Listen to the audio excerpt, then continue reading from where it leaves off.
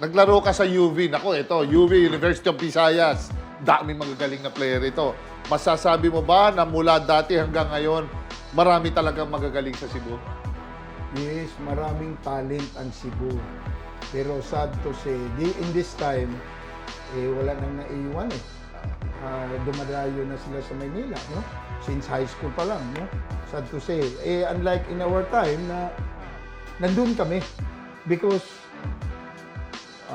nag-aral at the same time kumikita ka. Kasi commercial team, nandun yung mga liga ng Caba, nandun yung Gaisano, Detroit, anywhere, Kunpingko Marketing. Pero kuya, may offer sa inyo sa Manila, mag-Manila. Saka, kahit Well, merong...